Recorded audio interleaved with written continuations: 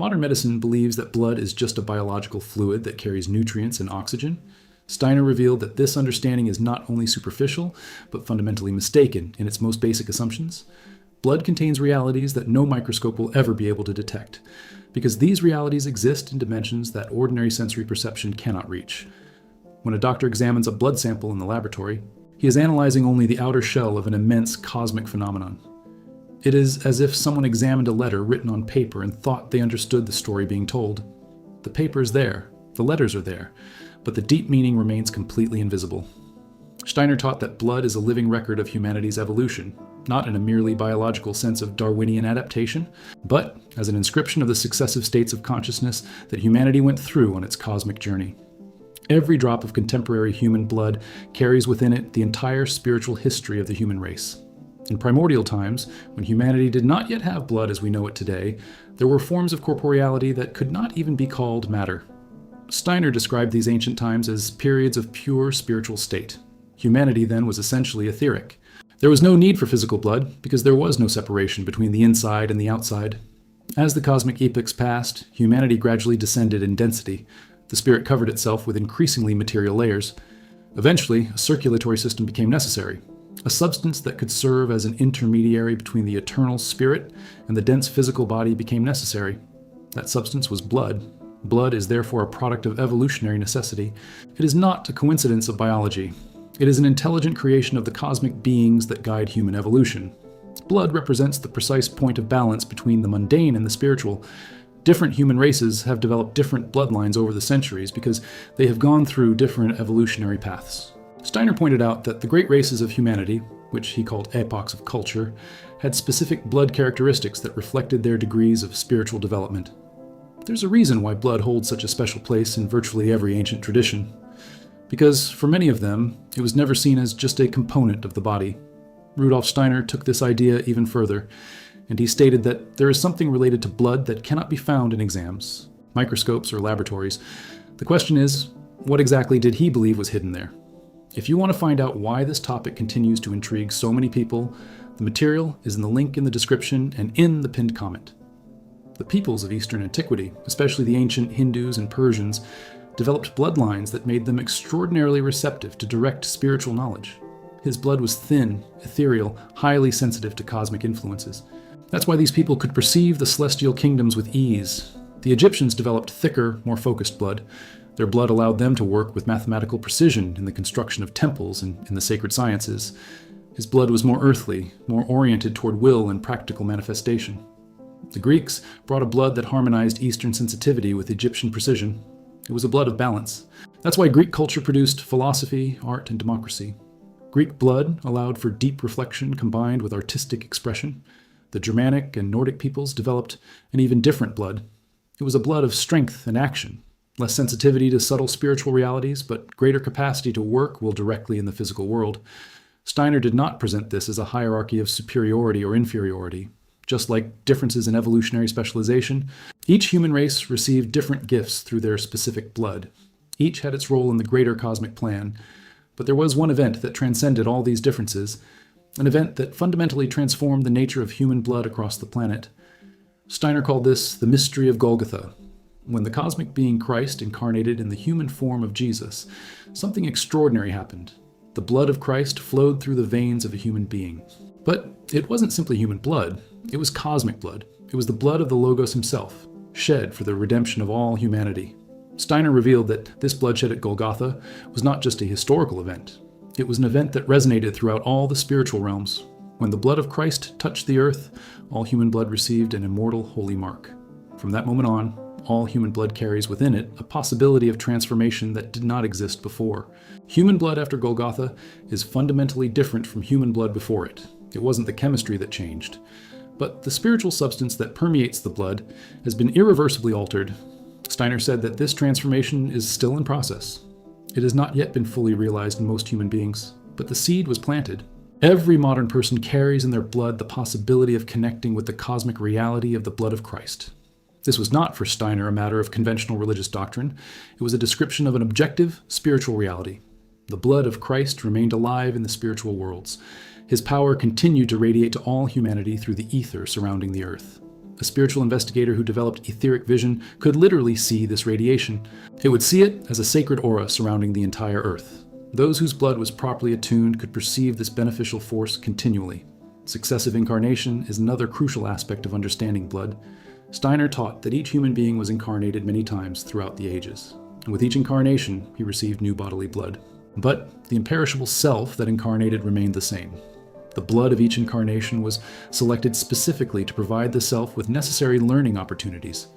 If a person had been destructive in a past life, their blood in the next incarnation would be configured in a way that made them naturally prone to compassion and repentance. If a person had developed spiritual gifts in previous lives, their blood would be refined further to allow the deepening of these gifts. Blood was thus an instrument of karma. It was the way in which the cosmic universe ensured that each person received exactly the circumstances necessary for their development. Steiner observed that some individuals were born with extraordinarily sensitive blood. These were beings who had made significant progress in previous lives. Their blood was so refined that they could perceive spiritual realities even without special training. They were the natural seers, the inspired poets, the saints. Others were born with denser and less sensitive blood. It wasn't punishment, it was an opportunity. These individuals had the task of learning to raise their own blood through self-effort. They had to develop spiritual sensitivity, not as a natural gift, but as an achievement of will. True spiritual initiation, according to Steiner, was fundamentally a work on the blood. When a person entered the ancient mystery school, it was not just their mind that was trained, it was his blood that was transformed through specific practices. Ancient Egyptian initiators knew breathing, meditation, and ritual techniques that literally altered the quality of the blood. Through long years of practice, the initiate was able to refine his blood to the point where he could perceive the spiritual realms with the same clarity with which he perceives the physical world. This process was not magic in the folkloric sense. It was an exact science of the spiritual worlds. Each practice had a measurable effect on the etheric body. Each breath technique moved specific forces through the body's etheric meridians. Each visualization imprinted specific patterns on the astral layers of the blood. Steiner taught that this ancient knowledge of initiation was not lost completely. They remained alive in true occult mystery schools, but they were also being rediscovered by the modern spiritual science he founded. Anthroposophy was a renewal of initiatory knowledge for the modern era. A true disciple of Anthroposophy engaged in a long and careful process of transforming the blood, not through grandiose external rituals, but through clear thoughts, pure feelings, and directed will. Anthroposophical meditation was initiatory knowledge in modern form. As a person practiced anthroposophic meditation consistently, his blood gradually transformed. A different quality began to radiate. The people around felt this change even if they couldn't explain it. It was as if the individual's aura lit up. Steiner revealed that there were 7 main etheric centers in the human body, located along the spinal column. These were often called chakras in Eastern traditions. Each of these centers was intimately connected with the quality of blood in the corresponding regions of the body. The root center, located at the base of the spine, was connected with the ability to be rooted in physical reality. His blood provided a person with a sense of security and belonging. When this center was unbalanced, the person had blood that flowed inharmoniously in the legs and feet. The sacral center, a few fingers above, was related to creativity and reproduction. His blood conferred emotional fluidity and flexibility. When functioning properly, the blood from this region had a quality that allowed genuine expression of desires and creative impulses without destruction. The solar plexus center in the stomach region was the center of personal will. His blood was golden yellow when viewed by etheric vision. It was the center of transformation. Here, the blood received impressions from all psychological life and transformed them into action. The cardiac center was supreme in importance. It was here that the true self found expression through the blood. When the heart was opened and developed, the blood that circulated from there had a sacred quality. He was able to touch other people's hearts. The higher centers, throat, forehead, and crown, were centers of future development for humanity. As human evolution progressed, more people would develop these centers, and when they did, their blood would be transformed into instruments of true spiritual powers. Steiner pointed out that humanity in the distant past had naturally possessed these higher centers, but upon descending into materiality, humanity lost them. Now the evolutionary task was to win them back through conscious work. Humanity in the future, Steiner taught, would be vastly different. It would no longer be dependent on bodily blood for existence. The physical body we know today would disappear, but blood, in transformed and elevated form, would remain the essential vehicle of the self. Steiner described future cosmic epochs where humanity would live in refined etheric bodies. There would be no more physical birth. There would be no more death. Incarnation and disincarnation would continue, but in completely transformed forms, and the blood would become a substance of pure light, This transformation was not determined. It depended on the conscious, spiritual work of humanity itself. Each person who worked to refine their blood contributed to the collective transformation. Every person who meditated consciously, who cultivated pure thoughts, who practiced genuine compassion, was participating in the creation of future humanity.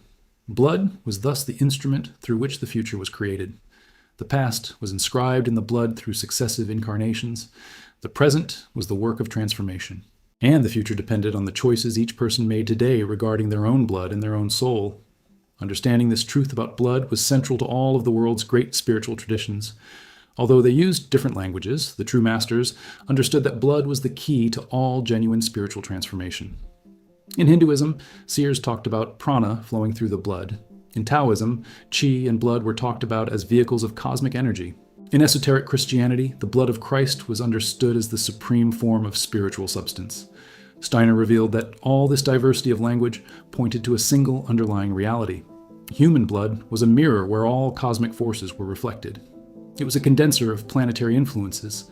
He was a receiver of the qualities of the superior spiritual worlds. When the moon exerted its influence, it affected the blood in specific ways. The blood became denser, more material. People born under lunar influence tended to have slower, more reflective blood. They lived more in feelings than in thoughts. When Mercury exerted its influence, the blood became more ethereal, lighter. People born under Mercury tended to have quick and agile blood. His thoughts were incisive and clear. His blood circulation was faster. Venus gave the blood a quality of harmony and beauty. Mars gave strength and courage. Jupiter expansion and optimism. Saturn contraction and seriousness. The sun at the center of everything, giving the blood the quality of identity and selfhood. Each planet had a dedicated day of the week. Each day had a specific quality related to the planet, and these qualities affected human blood in a concrete way. A person born on a lunar Monday would have different blood from someone born on a Martian Tuesday. But this was not determinism. It was just the raw material a person had to work with. A person of lunar birth could, through his own efforts, develop Mercurian qualities. A Martian person could develop Venusian sensitivity. Conscious spiritual work could transcend the influences of the initial planetaries. Steiner taught that during the Middle Ages, there were still certain individuals in monasteries and convents who practiced the sacred arts of initiation. They knew how to work with blood through specific practices. One of them was called contemplation of the Grail. The Grail was not just a chalice, it was a symbol for transformed human blood itself. The Grail was the ultimate goal of every true spiritual quest.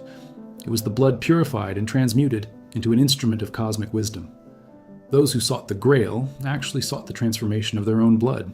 They traveled long symbolic journeys where each obstacle represented an aspect of their own blood that needed to be purified. When they finally reached the Grail, they had achieved an inner alchemical transformation. Steiner revealed that the Grail legend was not literary fiction. It was a true description of the initiation process. The stories of Lancelot, Galahad, and Percival were coded accounts of real spiritual development. Those who understood the symbols could read in these stories an accurate guide to the transformation of blood. The story of the Grail always began with a wounded kingdom. The Grail king was sick. The lands were arid. The multiplicity of meanings here was profound. The wounded king represented the human self that had forgotten its divine nature. The barren realm was the physical body and the energetic body that had separated from its spiritual sources. The knight who came in search of the Grail represented human consciousness beginning to awaken. This knight was often young and innocent. This represented the quality of openness and receptivity necessary for true spiritual work. Without this innocence, transformation was impossible. The knight faced several obstacles. I encountered guardians or enemies. He needed special weapons. He had to prove his virtue. All of this represented the obstacles that blood presented in the path of transformation. Fear crystallized in the blood, the lust that poisons him, the anger that thickens him, apathy that makes you lethargic. Finally, if the knight persisted and was successful, he would reach the Grail castle. Here the atmosphere changed completely. Suddenly there was absolute harmony. The king's wound began to heal. The lands began to bloom again. This represented the transformation of the blood that resulted in the healing of deep psychological wounds and regeneration of the entire being. Steiner pointed out that the Grail legends were not just stories from the past. They were instructions for every modern human being who sought true transformation. The knight was you. The Grail was his own blood. The journey was internal but absolutely real. Working with blood through anthroposophy first involved clear theoretical understanding. A person needed to intellectually understand the true nature of blood. I needed to know that blood was a vehicle of the self, that it was a record of past incarnations, that it was an instrument of future evolution. But intellectual understanding was only the first step. It was like reading directions on a map. The map was not the journey. The journey began only when one actually moved, when one began to practice. The practice began with self-observation. A person needed to learn to observe their own blood.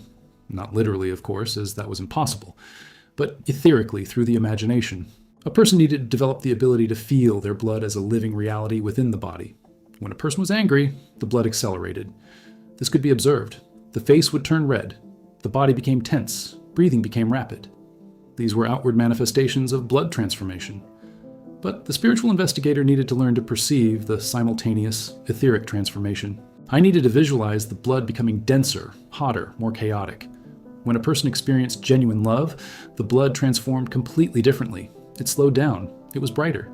Its rate of vibration increased so that it paradoxically calmed down at the same time. This was one of the deepest mysteries that Steiner revealed. Anger quickened the blood but made it denser, heavier. Love also quickened the blood in a sense, but simultaneously made it lighter and more ethereal. It was as if there were two different speeds. One was material speed, of physical circulation. Another was etheric speed, of spiritual vibration. Through years of self-observation, a person could learn to differentiate between these two speeds. I could learn to distinguish between angry quickening of the blood and loving quickening of the blood. This discrimination was crucial to all spiritual work. Once a person could discriminate the states of the blood, I could start working with them. When he found his blood becoming heavy with anger, he could consciously work to transform it, not fighting the anger, as that only made it stronger, but transmuting it through understanding. Steiner taught a specific technique. When anger begins to arise, instead of denying or suppressing the emotion, a person should ask themselves, where does this feeling of anger come from? What is being threatened in me that causes this reaction? Instead of acting on anger, the person studied anger as if it were an object of investigation. This attitude completely changes the state of the blood. Immediately, the blood that had been becoming dense and heavy begins to refine. It is still active, but its quality changes. Destructive activity turns into investigative activity. Similarly afraid. Instead of suppressing fear, a person could learn to study it. Why am I afraid? What is the nature of this threat that I perceive? By approaching fear in this way, the blood was transformed. It stopped being chaotic and became organized. Fear turned into holy vigilance. What makes this subject so fascinating is that it straddles the line between two questions. The first is scientific, the second is spiritual. And Rudolf Steiner believed that the most important answer lay entirely in neither. Perhaps this is why his ideas about blood continue to provoke so much curiosity more than a century later. If you want to explore this perspective more deeply, I left additional content in the description link and also in the pinned comment.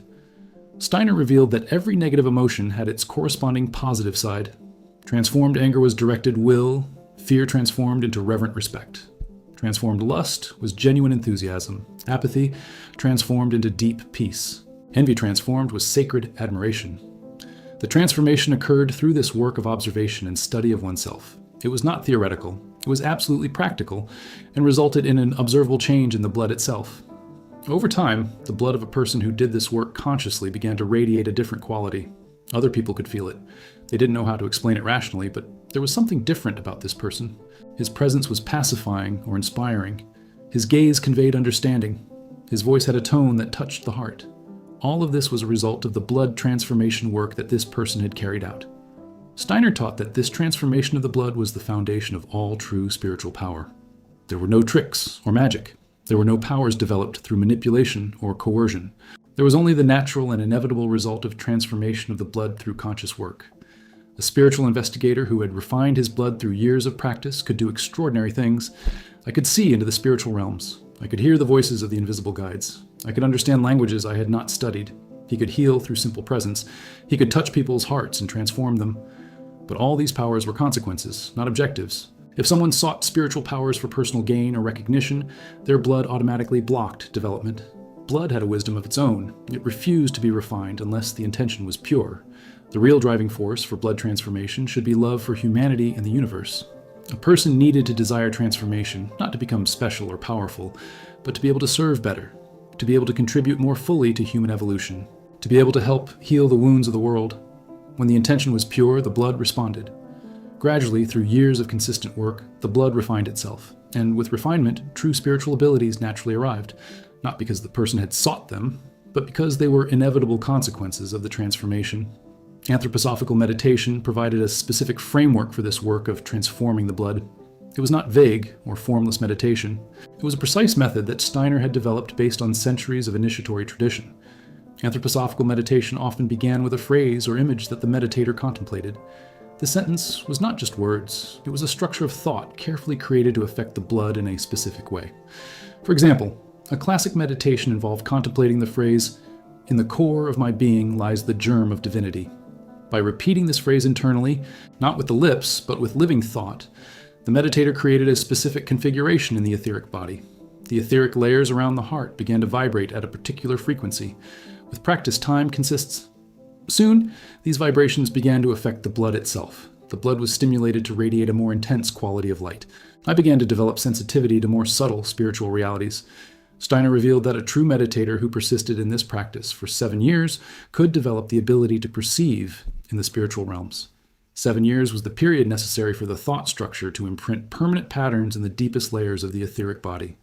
But meditation practice needed to be balanced with other work. A person could not just meditate. I needed to live in such a way that every action and word was aligned with the principles I meditated on. Otherwise, meditation would become escapism.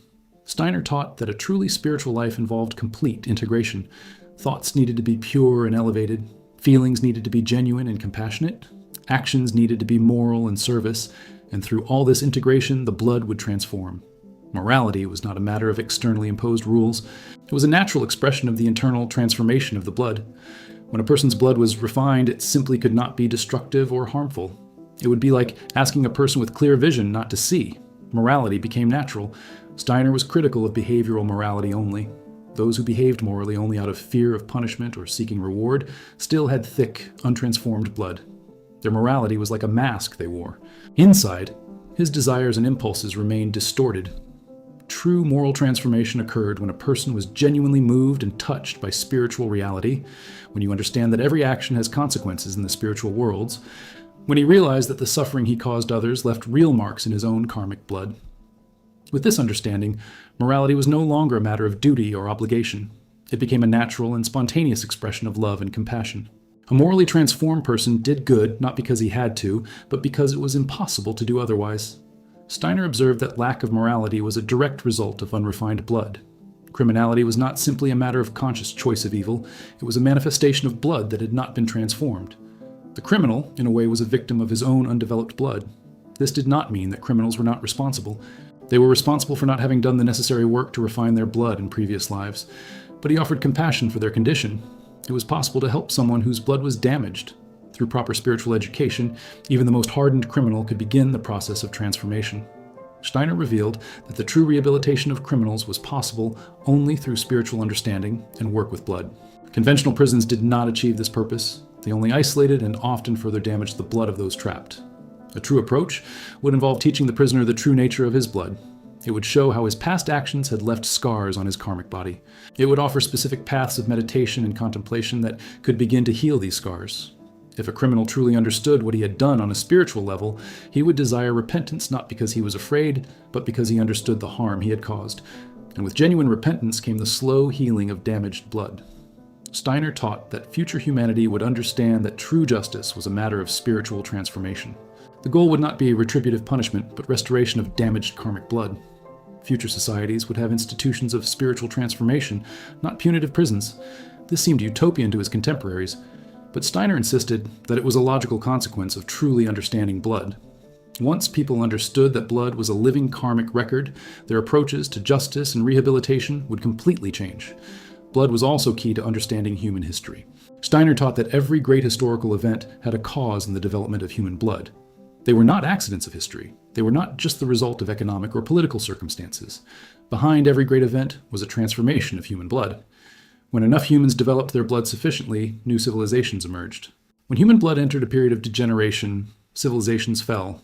The great epochs of spiritual enlightenment corresponded to periods when a significant proportion of humans had transformed their blood. In the ages of obscurantism, human blood had become thick and insensitive. Steiner identified 5 great epochs of culture that humanity had passed through. Each had specific blood characteristics, and each one had left permanent marks on the human blood that existed today. The first epoch of culture was the epoch of primitive wisdom. At this time, humanity still had direct access to the spiritual realms.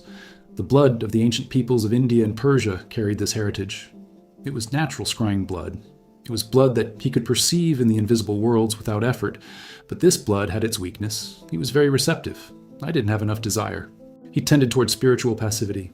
Humanity could not remain in this state. I needed to develop will and capacity for action. The second epoch of culture brought the development of will. Egyptian and Babylonian blood acquired the quality of strength. He learned to work on the material, learned to build, but in the process, he lost much of his previous spiritual vision. The third era of culture was Greco-Roman. Here, the blood developed the capacity for reflection. He learned to think philosophically. He learned to balance feeling and will through thought. Greek blood was blood of harmony and proportion. The fourth epoch of culture was the medieval Christian epoch. Here, human blood was touched by the profound influence of the mystery of Golgotha. Blood became capable of transcendent love, capable of sacrifice, capable of genuine devotion. The fifth epoch of culture was the modern one, the epoch in which Steiner lived. This was the time of the development of the self. It was the time when the human blood began to learn self-determination. I was beginning to develop genuine freedom, but this time was also the most dangerous. The freedom that developed could lead to destruction or enlightenment. Modern human blood was at a crossroads. He could choose to rise even higher, or he could degenerate into empty materialism. Steiner insisted that the choice belonged to humanity. No cosmic power would force it in one direction or another. Humanity had genuine free will. His blood had genuine freedom to evolve or devolve. Those who understood this truth assumed immense personal responsibility. Every decision they made, every thought they cultivated, every action they took affected not only their own blood, but contributed to the overall direction humanity took. A person who refined their blood through genuine spiritual work was literally helping all of humanity evolve. A person who allowed his blood to degenerate into lust and selfishness was pulling all of humanity down. Steiner taught that this was the true significance of individual spiritual work. It wasn't escapism. It was not a search for selfish personal development. It was a contribution to the evolution of all humanity. Hence, he consistently emphasized that the true spiritual investigator felt a deep responsibility for the world. He felt his inner work had cosmic consequences. When he meditated, he didn't just transform, it contributed to the transformation of all humanity. The medicine of the future, Steiner insisted, would be based entirely on a profound understanding of blood. Real doctors wouldn't just treat symptoms. They would understand the karmic and spiritual cause of all illness. Some doctors in the future would have developed the ability to see the etheric body. They could diagnose problems on the etheric level before they manifest as physical illness. They could see exactly where the blood was deficient or excessive. And with this vision, medicine would become genuine preventive. It would not be necessary to wait for the disease to manifest itself. Problems would be identified and corrected at the energetic level long before they become physical problems. The pharmacist of the future would also be an initiate. He would understand that every medicine had spiritual qualities. He would prepare medicines not just by combining chemical substances, but by infusing them with spiritual intent. The act of preparation itself would be a healing ritual. Patients of the future would receive not only physical medication, but also prescriptions for meditation and spiritual development. They would understand that their own inner transformation was an integral part of the healing. They would understand that true healing involved transformation of the blood. Steiner's understanding of blood was not just an abstract metaphysical theory. It was living knowledge with concrete practical applications in every aspect of human life. From the moment of birth until the moment of death, blood was the vehicle through which the soul lived its incarnate existence. Steiner revealed that parental choice was karmically determined. A child was not born to random parents. The child selected his parents based on the lessons. That's what I needed to learn. Parents were selected because their blood contained exactly the qualities that the child needed to inherit for its development. Often, the child hereditarily received the most challenging aspects of the parent's blood. This is because the child needed the opportunity to transmute these aspects. The alcoholic, whose father was an alcoholic, was, in a way, choosing this opportunity. He would have the chance to achieve in himself what his parents did not achieve. Therefore, there was no guilt associated with inheritance. A child who inherited blood with destructive tendencies was not being punished. She was being given an opportunity for redemption, the possibility of transforming a family curse into a blessing. Steiner observed that some individuals managed to make this transformation spectacularly. Born into families of vices, they became saints. Born into extreme poverty, they developed wisdom. These individuals demonstrated the possibility of each person, but transformation was possible only through consistent work. It was not enough to desire change. It needed real practice, real meditation, real effort. Blood was not transformed through fantasy or vague positive thinking. He transformed himself through continuous and disciplined work. Steiner taught that each human being had within them the powers necessary for this transformation. No one needed to be bound by the limitations of their hereditary blood. No one was condemned by their past. Everyone had the ability to transcend and evolve. This was Steiner's central message about blood. Blood was simultaneously a record of the past and a possibility of the future. It was both limitation and instrument of liberation. The key was awareness and work. As humanity progressed through time, increasing numbers of human beings would awaken to this truth. They would begin to deliberately work with their blood. The transformation would become more common. It would be seen as a natural aspect of human life, not as an eccentric spiritual curiosity. Eventually, when enough humans had transformed their blood, a new era would be born. It would be an era without disease because the karmic cause of illness would be understood and prevented. It would be an era of true community because the transformed blood of each individual would naturally seek to serve the common good. It would be an era of true peace because refined blood would not be able to engage in hatred or violence. It would be an era of supreme creativity because the high blood would be able to manifest cosmic ideas in the physical world. This era was no mere impossible utopia. It was the inevitable direction of human evolution if humanity consciously chose to work with blood. Steiner saw signs of the birth of this era in his own time. He called his contemporaries to awaken to this reality. He called for each person to understand the sacred responsibility of the blood that flowed through their veins. He called for each person to begin the work of transformation today, at this moment, in their own life.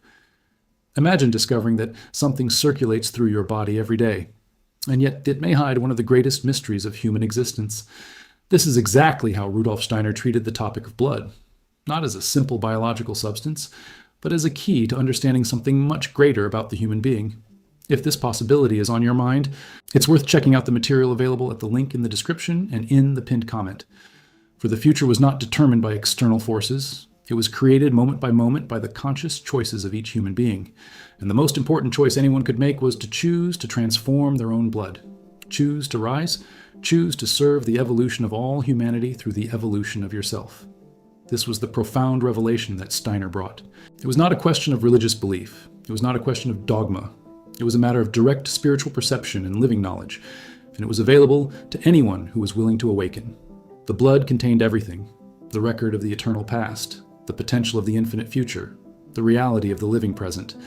To understand blood was to understand the very essence of human existence embodied in the cosmos. This understanding of blood was the highest wisdom Steiner could offer modern humanity. It was a synthesis of all true esoteric tradition. It was also a response to the spiritual challenges of the modern era. It was an invitation to each human being to recognize his own divinity through the sacred recognition of the blood that flowed through his veins. Human blood was therefore much more than conventional doctors imagined. It was the bridge between the temporal and the eternal. It was the instrument of divine transformation. And understanding this was understand the deep meaning of every incarnated existence. The truth about blood waited to awaken in every person who had ears to hear and eyes to see. It was not a revelation kept secret by jealous insiders. It was an open offering to humanity as a whole. Steiner presented it publicly because he believed it was time for humanity to know this fundamental truth. The blood awaited conscious transformation. And every human being who responded to this call contributed not only to his own spiritual salvation, but to the redemption of all humanity. The contemporary spiritual investigator should therefore consider blood as his main object of inner study, not through dissection or analysis, but through meditation and etheric awareness. You should learn to watch the blood in motion. I should study how he responded to thoughts and feelings. He was to personally experience the transformation that occurred as he engaged in genuine spiritual work. Only through direct personal experience could the investigator develop unshakable certainty. Only in this way would Steiner's wisdom about blood become not mere belief, but living knowledge. Steiner offered this revelation as a gift to humanity, a gift of hope, a gift of possibility, a gift that affirmed that every person, no matter how imperfect or limited they may appear, carries within them the potential for divine transformation. Blood was the key.